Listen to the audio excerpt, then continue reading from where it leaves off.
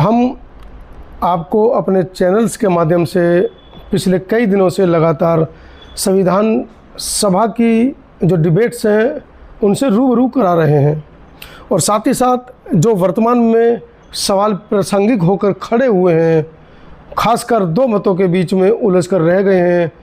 एक मत कह रहा है डॉक्टर अंबेडकर ने संविधान बनाया है, दूसरा मत कह रहा है कि बाबा साहब ने संविधान नहीं बनाया है, वो संविधान BN राव ने बनाया है।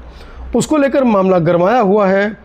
वहीं ग्वालियर में बाबा साहब की प्रतिमा को लगने नहीं दिया जा रहा है, और एक वर्ग कह रहा है कि जिसके अंदर कुछ साधु सन्यासी भी हैं जो हिंदू वर्ग से आते हैं, उन्होंने तो BN राव की प्रतिमा को बांटना शुरू कर दिया है, यह कहकर कि संविधान निर्माता BN राव हैं। उनके बहुत सारे फ़ोटो भी वायरल हुए हैं। मेरे हाथ में एक पंपलेट है जो एक कार्यक्रम के दौरान कुछ लोग इसको वितरित कर रहे थे, और एक बड़ी लालसा थी कि इसको मैं आप लोगों तक पहुंचाऊं, लेकिन समय और कह सकते हैं कि समय ऐसा नहीं था।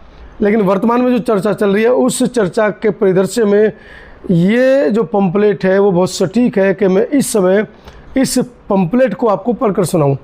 पहले तो इस पंपलेट के बारे में बता दूं, ये पंपलेट बहुजन वाम शक्ति के माध्यम से प्रचार प्रसार में लाया गया था, और जिसके महासचिव डॉक्टर राजाराम आगरा से हैं और संविधान के ज्ञाता हैं। संविधान सभा, संविधान का मसौदा, उनकी बहुत बड़ी पकड़ उस पर है। कल हमने एक वीडियो भी लगाई थी जिसमें उन्होंने कुछ सवाल भी खड़े किए थे। इस पंपलेट को लेकर वो क्या कहना चाह रहे हैं, हम लोगों से क्या वो सवाल उठा रहे हैं, उस पर एक गहन चिंतन मनन होना चाहिए। नमस्कार, मैं हूं मनोज अंतानी और आप देख रहे हैं देश की बहुजन मीडिया के दो प्रमुख चैनल आवाज़ भारत और समता आवाज़ TV। मैं हूं अपने सहयोगी संतोष अम्बेश के साथ। पहले तो मैं आपको पंपलेट दिखा देता हूं। इस पंपलेट का विषय डॉक्टर राजाराम जी ने रखा है डॉक्टर BR अम्बेडकर भारतीय संविधान के लेखक या निर्माता। दो शब्दों पर जोर दिया गया है, क्या वो लेखक हैं या निर्माता, क्वेश्चन मार्क है।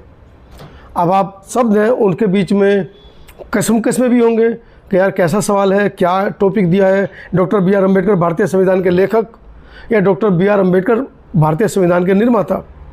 लेकिन दोनों शब्दों में क्या गहराई है, लेखक ने उसको हम तक पहुंचाने की कोशिश की है। कितना वो सफल हुए हैं, पूरे इस पंपलेट को पढ़ने के बाद और वीडियो को अंत तक देखिए समझने के लिए। जब आप वीडियो देख लें पूरी वीडियो, तब इस पर अपने विचार अवश्य रखिएगा। लोकतंत्र क्या है? डॉक्टर राजाराम जी जो लेखक हैं वो लिख रहे हैं डॉक्टर BR अम्बेडकर भारतीय संविधान के लेखक या निर्माता, क्वेश्चन मार्क वो लगाते हैं। फिर आगे वो लिखते हैं लोकतंत्र क्या है। लोकतंत्र की परिभाषा दो ओर से निकली है। प्रथम सन 1989 में फ्रांस की जनता ने अनुभव किया कि मनुष्य के अधिकारों की अज्ञानता, अपेक्षा और अवहेलना के कारण शासन तंत्र निरंकुश हो गया है। जनता और प्रतिनिधियों ने आंदोलन किए, जिसके फलस्वरूप 26 अगस्त 1789 को मानव एवं नागरिकों के अधिकारों की घोषणा की गई। इसमें कहा गया कि ये फ्रांस की जो क्रांति थी वहाँ से इसको जोड़ने की कोशिश की गई है। पहला हिस्सा है, पहला जो तर्क है वो है मनुष्य स्वतंत्र और समान अधिकारों के साथ जन्म लेते हैं तथा स्वतंत्रता एवं समान अधिकारों के साथ जीवित रहते हैं। बहुत बड़ी बात है। समान अधिकार एक देश के नागरिकों की पहली प्राथमिकता होनी चाहिए और होती भी है। दूसरा पॉइंट वो लिख रहे हैं सभी राजनीतिक संगठनों का लक्ष्य मानव के प्राकृतिक अधिकारों की रक्षा करना है। इन प्राकृतिक अधिकारों में स्वतंत्रता, संपत्ति, सुरक्षा एवं अत्याचार के विरुद्ध अधिकार आता है। इन फ्रांसीसी क्रांति के 3 नारों में समता, स्वतंत्रता और बंधुता यानी भाईचारा, इसी फ्रांसीसी घोषणा से प्रभावित होकर डॉक्टर BR अम्बेडकर ने 25 दिसंबर सन 1927 को, आप देखिए कि फ्रांस की क्रांति होती है 1789 1989 में, और डॉक्टर अंबेडकर इसी क्रांति को पुनः दोहराने के लिए 25 दिसंबर सन 1927 को महाराष्ट्र नासिक के महाड़ अछूत सम्मेलन में उद्घोष किया। डॉक्टर अंबेडकर ने उद्घोष किया कि हमारा अभियान समता, स्वतंत्रता और बंधुत्व की प्राप्ति के लिए होगा। एक बहुत बड़ा वक्तव्य उन्होंने वहाँ पर दिया, प्राप्ति के लिए होगा। इसके पूर्व तथागत गौतम बुद्ध ने भी समता, स्वतंत्रता और बंधुत्व को लेकर लोकतंत्र कहा था, और बाद में यही लोकतंत्र की परिभाषा बना।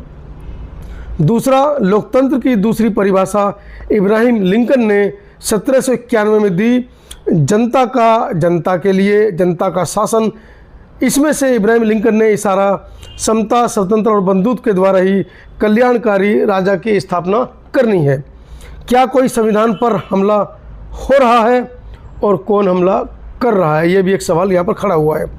संविधान बचाओ अभियान क्या है? हम लगातार संविधान बचाओ अभियान के बारे में पढ़ रहे हैं, अलग अलग संगठन संविधान बचाओ अभियान चला भी रहे हैं, लेकिन यहाँ पर लेखक सवाल कर रहे हैं सीधे सीधे, संविधान बचाओ अभियान क्या है? अनुसूचित जाति या अनुसूचित जनजाति के हित में है इसलिए बचाया जा रहा है, या वोट के लिए उनका भावनात्मक शोषण किया जा रहा है? क्या भारत के संविधान के पूर्णतः निर्माता डॉक्टर B.R. अम्बेडकर ही हैं? क्या उन्होंने केवल दलितों के लाभ के लिए ही संविधान बनाया है जिस पर कोई हमला हो रहा है? सभी राजनीतिक पार्टियां वामपंथियों को छोड़कर संविधान बचाने के नाम पर एक साथ क्यों खड़ी हो गई हैं या एक साथ क्यों आ गई हैं? ये भी एक सवाल है। अगर दलितों के संरक्षण के लिए या दलितों के अधिकारों के लिए संविधान बनाया गया है तो वामपंथी पार्टियां क्यों एक तरफ हो रही हैं, वो भी दलितों के बचाव में, संविधान के बचाव में? क्या इनका प्रयोजन राजनीतिक लाभ लेना है? अभी संगठन और राजनीतिक पार्टियों का अंबेडकर को ही संविधान निर्माता प्रचारित के रूप में कर रहे हैं। बार बार लेखक यहाँ पर इस बात पर जोर दे रहा है कि जो राजनीतिक पार्टियां हैं, जो राजनीतिक दल हैं, वो अपने स्वार्थ के लिए बार बार यह प्रचार प्रसार कर रहे हैं। एक बहुत बड़ा वर्ग जो देश के अंदर वोटर जो है उसको प्रलोभन देने के लिए या उसको डॉक्टर अंबेडकर के नाम की घुट्टी पिलाने के लिए वो बार बार ये कह रहे हैं कि डॉक्टर अंबेडकर संविधान के निर्माता हैं। लेकिन वास्तविकता क्या है, लेखक क्या कहना चाह रहे हैं, वो आगे पूरा लेख पढ़ूंगा। लेकिन मैं आपसे एक बार पुनः प्रार्थना भी कर रहा हूँ, एक बार पुनः अपील भी कर रहा हूँ कि वीडियो में अंत तक बने रहें अगर इस पूरे पंपलेट को आप समझना चाहते हैं। और यहाँ पर मैं एक अपील और आपसे कर देता हूँ, अगर आप चैनल पर नए हैं तो चैनल को सब्सक्राइब कर दीजिएगा। वीडियो अगर आपको समझ में आ रही है तो वीडियो को लाइक कर दें, और आप चाहते हैं कि हमने बड़ी मेहनत करके, खोज खबर करके इस मुद्दे को उठाया है तो वीडियो को अपने ग्रुपों में शेयर कर दें, जिससे कि देश के दूसरे जो लोग हैं जिन तक इस तरह की चर्चाएं नहीं पहुंच पाती हैं वो भी इस पर चर्चा कर पाएँ। और साथ ही साथ नीचे दिए गए बारकोड पर और हमारे फ़ोनपे, पेटीएम और गूगल पे पर हमें आर्थिक सहयोग ज़रूर कीजिएगा। बेहद ज़रूरी है आपकी अपनी वास्तविक बहुजन मीडिया को जिंदा रखना, उसके लिए हमें आर्थिक सहयोग भी करें। लेखक आगे क्या लिखते हैं मैं चलता हूँ। भारत के तथाकथित वैदिक युग में भारतीय समाज दो वर्गों में विभाजित था। एक वर्ग था जिसे हम स्वर्ण कहते हैं, यह 3 तरह की जातियों में विभाजित था, ब्राह्मण, क्षत्रिय और वैश्य। यही वर्ग या वर्ण सत्ता, संपत्ति और धर्म का अधिकारी था। बिल्कुल ठीक बात है। ये अल्पसंख्यक वर्ग या दूसरा वर्ण अवर्ण शूद्र वर्ग था। मतलब इन तीनों वर्ण के अलावा जो चौथी की बात चल रही है उसको ये अवर्ण और शूद्र वर्ण कह रहे हैं, जिसको किसी तरह का अधिकार नहीं था, केवल स्वर्ण वर्ग की सेवा करना ही उनका कर्तव्य था। इस अवर्ण वर्ग को शूद्र कहा गया तो बहुसंख्यक भी था, परंतु छोटी छोटी जाति टुकड़ों में बंटकर इसे शक्तिहीन बना दिया गया था। यही थी उस युग की सामाजिक और आर्थिक व्यवस्था जिसे ब्रह्मा ईश्वर के द्वारा बनाई हुई बताकर धर्म से जोड़कर धार्मिक व्यवस्था बना दी गई। इसका मुख्य मकसद था स्वर्ण वर्ग जो कि अल्पसंख्यक भी था। वाकई में जब हम देश के जो बहुजन जो बड़े बड़े संगठन हैं वो कहते हैं कि हम 85% है, तो कहीं ना कहीं हम बहुसंख्यक हैं। और जिस वर्ग को हम 3% या 15% की वर्तमान में संज्ञा देते हैं तो वो अल्पसंख्यक हैं। लेखक बिल्कुल खुलकर इस बात को यहाँ पर आप लोगों को समझाना भी चाह रहे हैं और इस बात को मान भी रहे हैं। मैं इस लाइन को दोबारा पढ़ता हूँ। यही थी उस युग की सामाजिक और आर्थिक व्यवस्था जिसे ब्रह्मा के द्वारा बनाई हुई बताकर धर्म से जोड़कर धार्मिक व्यवस्था बना दी गई। इसका मुख्य मकसद था कि स्वर्ण वर्ग जो कि अल्पसंख्यक भी था उसके खिलाफ बहुसंख्यक एवं कभी विरोध न कर सके।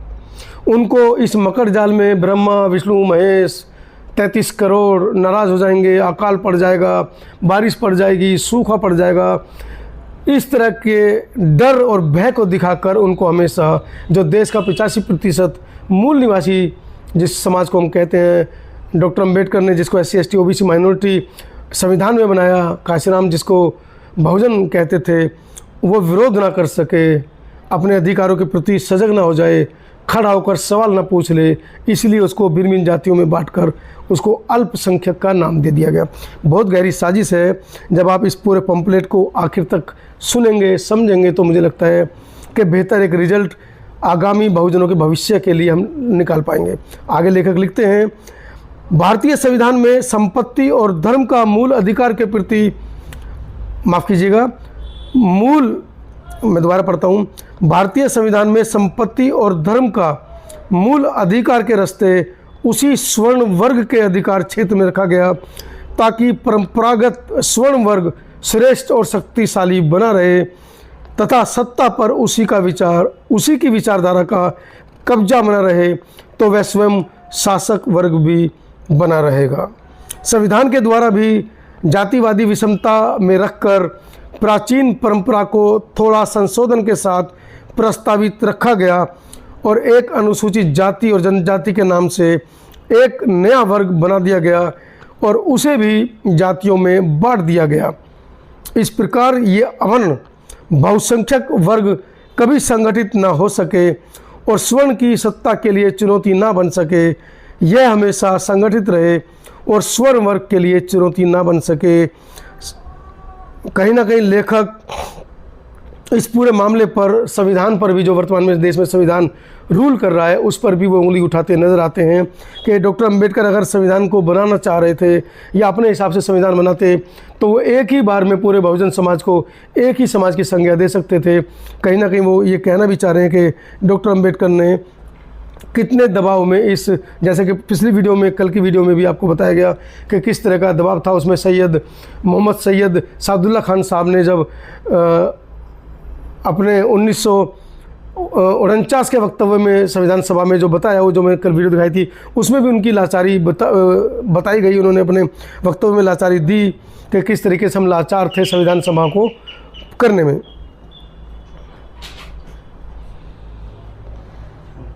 कोई बात नहीं। आगे लेखक एक सवाल भी यहाँ दोहराते हैं, संविधान का निर्माण कैसे हुआ, इस पर भी एक रोशनी वो डालते हुए नजर आते हैं। संविधान सभा का विधिवत चुनाव हुआ परंतु लोकतांत्रिक तरीके से नहीं, क्योंकि मतदान का अधिकार स्वर्ण वर्ग ने अपने ही समाज के लोगों के लिए रखा था।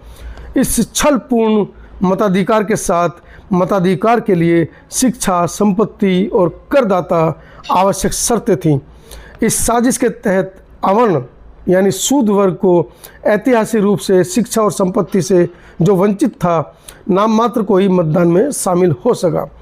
इस प्रकार यह बहुसंख्यक वर्ग संविधान सभा में अल्पसंख्यक रहा और अल्पसंख्यक स्वर्ण वर्ग का संविधान सभा में बहुसंख्यक रहा। इस बहुसंख्यक वर्ग ने ही अपनी नीति और हित के अनुसार भारतीय संविधान का निर्माण किया। डॉक्टर अंबेडकर अपनी पार्टी के अकेले सदस्य थे, फिर भी डॉक्टर अंबेडकर को संविधान का निर्माता प्रचारित किया गया, क्योंकि अवर्ण वर्ग शिक्षित होने पर भी अपने मानवाधिकारों की पहचान कर संविधान बनाने वालों के प्रति आवाज़ न उठा सके और डॉक्टर अंबेडकर को निर्माता मानकर संतुष्ट बना रहे। ये लाइन मैं दोबारा पढ़ना चाह रहा हूँ जिससे कि आप लोग लेखक के प्रति जो आपकी राय है उसको एक बार पुनः मजबूत कर लें। डॉक्टर अंबेडकर अपनी पार्टी के अकेले सदस्य थे, फिर भी डॉक्टर अंबेडकर को संविधान का निर्माता प्रचारित किया गया, क्योंकि अवर्ण वर्ग शिक्षित होने पर भी अपने मानवीय अधिकारों की पहचान कर संविधान बनाने वालों के प्रति आवाज़ न उठा सके और डॉक्टर अंबेडकर को निर्माता मानकर संतुष्ट बना रहे। ठीक उसी तरीके से जैसे पौराणिक अर्थव्यवस्था को धर्म व्यवस्था बताकर वर्ण संघर्ष को हमेशा के लिए नष्ट कर दिया गया, वैसे ही अनुसूचित जाति के लोगों को सामाजिक और आर्थिक विषमता के रहते हुए विषमता के रहते हुए अवर्ण शूद्रों और अनुसूचित जाति के लोगों की संविधान के खिलाफ विद्रोह करने से रोक दिया, क्योंकि गरीबों के मसीहा डॉक्टर अंबेडकर ने ही संविधान का निर्माण किया। ऐसा प्रचार लगातार किया जा रहा है, अर्थात डॉक्टर अंबेडकर के नाम पर गुमराह करके गरीबी और अमीरी का संघर्ष रोक दिया है। दर्शक कृपया कमेंट ज़रूर करें, और जितना आपके अंदर रोष है, क्योंकि एक बहुत बड़ा वर्ग है जो वर्तमान में इस बात को मानने के लिए बिल्कुल तैयार नहीं है कि डॉक्टर अंबेडकर संविधान के निर्माता नहीं हैं, लेकिन उसके बावजूद हम इस विषय पर वीडियो बना रहे हैं। और मैं समझ सकता हूं कि आपका रोष चैनल पर भी निकलेगा और लेखक पर भी निकलेगा, और मैं चाहता हूं कि अपने रोष को निकालें, लेकिन तार्किक तर्क के आधार पर आप हमसे सवाल पूछें, लाग लपेट ना करें, अपशब्दों का प्रयोग ना करें, क्योंकि चैनल भी आपका है और चैनल पर दिखाई जाने वाली आवाज़ भी आपकी है। कौन थे संविधान के असली निर्माता? आगे लेखक इस बात को भी क्लियर करने की कोशिश कर रहे हैं। 1946 में संविधान सभा का चुनाव हुआ था, जो जून माह तक पूरा हो गया। कुल चुने हुए सदस्यों की संख्या 296 थी। इसके अलावा 93 सदस्य राजे रजवाड़े की तरफ से नामित किए गए थे। इस प्रकार कुल संख्या 389 यानी कि 390 में एक कम थी, जिसके द्वारा संविधान का निर्माण किया गया। यही थे असली भारतीय संविधान के निर्माता। इस संविधान सभा के अध्यक्ष डॉक्टर राजेंद्र प्रसाद थे। इस संविधान सभा की मुख्य 4 कमेटियां थीं। एक कमेटी सेंटर पावर कमेटी, दूसरी केंद्रीय संविधान कमेटी। इन दोनों के अध्यक्ष पंडित जवाहरलाल नेहरू थे। प्रांतीय संविधान कमेटी, और चौथा है मूल अधिकार एवं अल्पसंख्यक समुदाय कमेटी। इन दोनों के अध्यक्ष सरदार वल्लभ भाई पटेल थे, यानी प्रांतीय संविधान कमेटी और मूल अधिकार एवं अल्पसंख्यक समुदाय कमेटी के अध्यक्ष सरदार वल्लभ भाई पटेल थे। इन चारों कमेटियों में से किसी में भी डॉक्टर अंबेडकर को शामिल नहीं किया गया था, जबकि ये ही कमेटियां भारतीय संविधान का मुख्य अंग थीं। संविधान सभा ने 29 अगस्त 1947 को ड्राफ्टिंग कमेटी का गठन किया, जिसके अध्यक्ष डॉक्टर अंबेडकर बनाए गए थे, यानी कि लगभग 2 साल बाद डॉक्टर अंबेडकर बनाए गए थे। जबकि संविधान सभा का पहला सत्र 9 दिसंबर 1946 को प्रारंभ हुआ था। एक बड़ी बात यहाँ पर लेखक हमको इंगित कर रहे हैं कि 19 अगस्त 1947 को ड्राफ्टिंग कमेटी का गठन हुआ, जिसके अध्यक्ष डॉक्टर अंबेडकर को बनाया गया, और संविधान सभा का पहला सत्र 9 दिसंबर 1946 को आरंभ हुआ। लगभग दिसंबर और अक्टूबर, लगभग 9 या 10 महीने बाद डॉक्टर अंबेडकर को यह ड्राफ्टिंग कमेटी बनाई गई थी। और डॉक्टर अंबेडकर कार्यकारिणी सरकार में कानून मंत्री भी थे। सभी कमेटियों की रिपोर्ट आने के बाद सर B.N. राव संवैधानिक सलाहकार के द्वारा संविधान का मुख्य प्रारूप बनवा लिया गया था, जिसमें 243 अनुच्छेद थे और 13 अनुसूचियां थीं। इस मुख्य प्रारूप को अक्टूबर 1947 के अंतिम सप्ताह में डॉक्टर अंबेडकर को सौंपा गया था, इस निर्देश के साथ कि आपको इसी पर काम करना है बिना किसी फेरबदल के। डॉक्टर अंबेडकर ने भी अपने वक्तव्य में कहा था कि ये संविधान लिखा मैंने है, लेकिन शर्त थी कि ना तो इसमें से मैं एक शब्द हटा सकता हूँ, ना ही एक शब्द जोड़ सकता हूँ। उसी बात को यहाँ पर दोहराया गया है डॉक्टर अंबेडकर के कहने से पूर्व। इस निर्देश के साथ कि आपको इसी पर काम करना है बिना किसी फेरबदल के, यानी कि ना तो आप इसमें कुछ जोड़ेंगे ना इसमें घटाएंगे, आपको सिर्फ इसमें काम करना है। संविधान सभा में डॉक्टर अंबेडकर ने इसी प्रारूप को प्रस्तुत किया जो 395 अनुच्छेद 8 अनुसूचियों के रूप में संविधान सभा ने पास किया और डॉक्टर अंबेडकर की ड्राफ्टिंग कमेटी के द्वारा लिखा गया। बस इतना ही था डॉक्टर अंबेडकर का संविधान निर्माण में योगदान। वह संविधान निर्माण के केवल लेखक थे, वही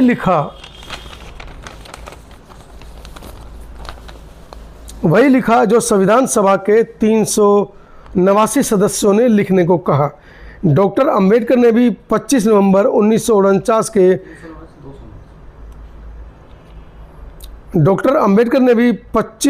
नवंबर 1949 के संविधान सभा के भाषण में कहा था कि वह सर B.N. राव भी संविधान का मूल प्रारूप बनाकर देने के लिए धन्यवाद के पात्र हैं। यह संविधान वर्गीय एवं विषमतावादी है, जातियों को भी मान्यता देता है, जबकि डॉक्टर अंबेडकर का नारा था जाति विहीन वर्ग विहीन समाज की स्थापना। लेखक यहाँ पर संविधान के अंदर कुछ त्रुटियों की तरफ इंगित करते हैं। मैं एक बार पुनः दोहराता हूँ। यह संविधान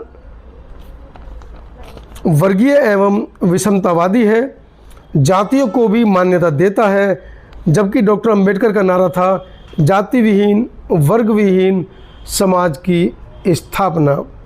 डॉक्टर अंबेडकर ने 15 मार्च 1947 को संविधान सभा को एक मेमोरेंडम दिया था कि संविधान में राष्ट्रीयकरण की नीति होनी चाहिए और इसका टाइटल समाजवादी लोकतांत्रिक होना चाहिए, परंतु इसे स्वीकार नहीं किया गया।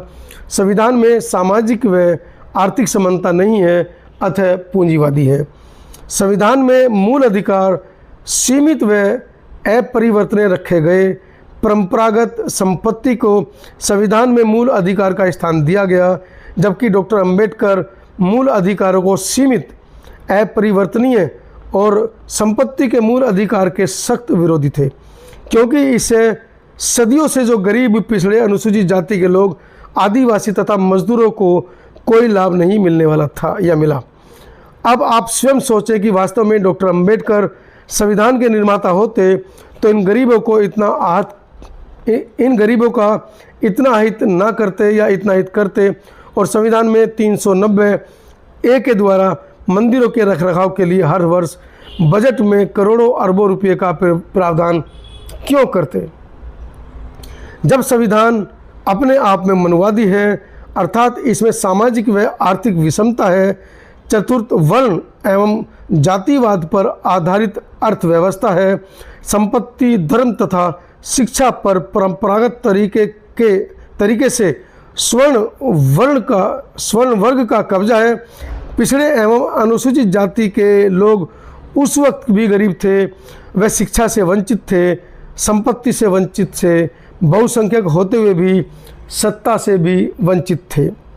वही स्थिति कुछ कम ज़्यादा आज भी बनी हुई है, क्योंकि जब लोकतंत्र का ढिंढोरा पीटा जा रहा है, यही RSS BJP की नीति, तब वह नया संविधान क्यों लाएंगे, यह तो उन्हीं का है।